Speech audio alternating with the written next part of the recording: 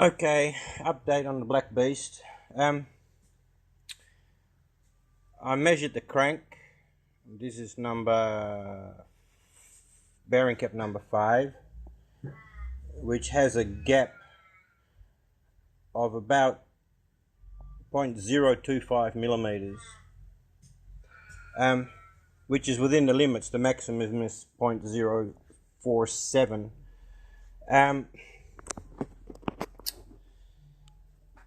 The thing is, number 7 and 8, didn't worry about measuring the crank while it's in there, because number 7 and 8 with feeler, with flexi gauge, it didn't even squash the flexi gauge, and with a good bearing in it, it's still knocked.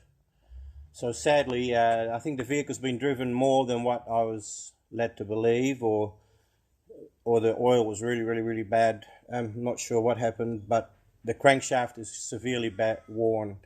When this happens, please do not keep driving your vehicle. You can get away with a cheap, quick repair, like everything I just did. Polish up the crank, put some new bearings in, bolt it back up, put the sump back, job finished. But now the crankshaft has worn beyond normal, standard wear and tear. So the engine will have to come out. The SU is here. First we'll have to drain the radiator.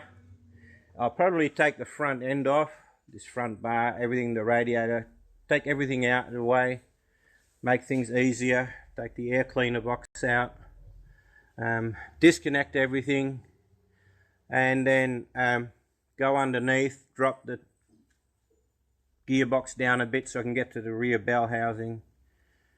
That'll be the next thing. So, bad news for the Black Beast. The motor's got to come out, more work. And we need a crank ground, and then new bearings put in. Oh well, bit more work to go, so it's going to take me a bit longer to repair this. So if you've got a car that only just started making this noise, if yours has only just started making this noise, by all means, do not drive it. Do what I did, right? Check your clearances, and then if everything's within clearances, use some emery cloth and polishing compound. Spend an hour or two under there rebuffing up those bearings that were buggered, the journals. Buy a packet of standard bearings, whack them in, and the job's done. Put the sump back, bolt everything back up, fill her up with oil, and then flush it really quick, maybe do a few 100 kilometers and then flush it again, just to make sure there's no residual metal left in the engine, and the job is fixed. But in this case, I have to pull the motor out.